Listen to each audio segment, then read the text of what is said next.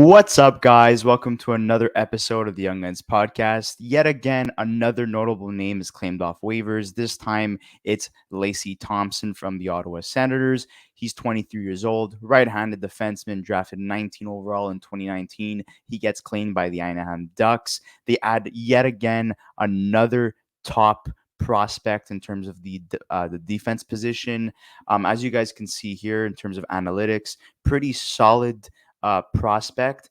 And you guys are probably wondering why the Ottawa Senators let go of such a great prospect. Well, honestly, not a big fan of this decision by the Ottawa Senators. Travis Hamonic, who is a right-handed defenseman, playing over a top prospect like Lassi Thomson. Honestly, I'm not a fan of that. Honestly, I would have never re-signed Travis Hamonic and would have left that spot open for a younger guy like Thompson. And because of the Travis Hamonic signing, they lose out on Thompson. So they lose a first round pick. And, they're already dealing with their own problems with Shane Pinto in terms of getting him signed to a contract extension. So right now, I'm pretty sure the Ottawa Senator fans are not too happy of what's going on with their team. And in terms of the Ducks, where does he fit? Well, in my opinion, he's going to be playing on the right hand side. You have Jamie Drysdale, who's not signed as well, and you also have Trevor Zegras, who's not signed as well. So the Ducks are having their own problems as well in terms of trying to sign young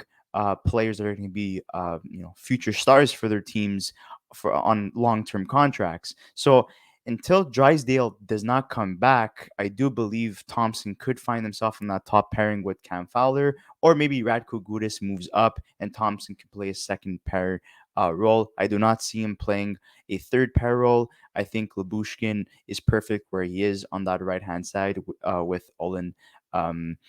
Zellweger, who's another fantastic young defenseman that the Anaheim Ducks have as well. So they're just getting better and stronger in terms of their defensive position and in terms of Thompson's stats. Well, like I was saying before, drafted first overall in 2019, 19 overall, 23 years old, from Finland, right-handed defenseman, hasn't played that much in Ottawa, but 5 points in 18 games for the Ottawa Senators in the NHL is pretty impressive for a defenseman. So I really like that in terms of his production and that small sample size that he's had. Played most of his games in 2021, 2022.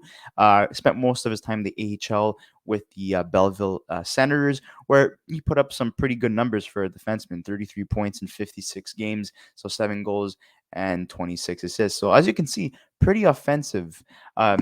I would say he's a pretty good, solid two-way defenseman in my opinion, but he has offensive upside, as you can tell by these points. And in terms of the Ducks situation with the cap, well, they have more than enough to take on a guy like Lassi Thomson. They have $16.6 million around in cap space. Obviously, most of that money is going to end up going to Zegras and Drysdale once those guys get signed, and hopefully they get signed because they could get offer sheeted probably, or maybe even traded with all the frustration. Like, how do you treat a franchise player like that in terms of Zegras and only offering him a range of $3 to $4 million?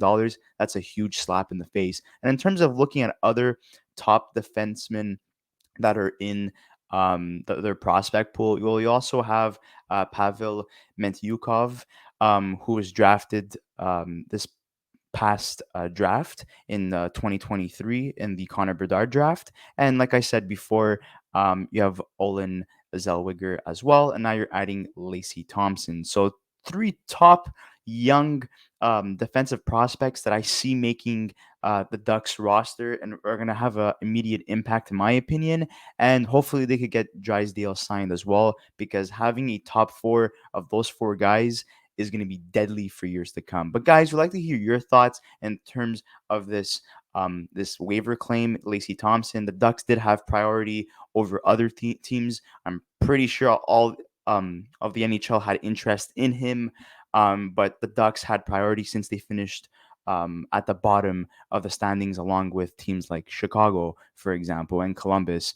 Um, And in terms of his contract, he's getting paid $863,000 until the end of the season. In 2024, 2025, he'll be an RFA. So, guys, make sure to like this video, comment in the comment section below. We'd like to hear from Ducks fans. What are your thoughts on this? Ottawa Senator fans, how are you feeling about this? And both teams, how are you feeling about your restricted free agents not being signed yet, in terms of Shane Pinto with the Ottawa Senators, and for the Ducks, you have Drysdale and Zegers. Please make sure to write that in the comment section below. We'd love to hear what you guys have to say and have a whole conversation about it.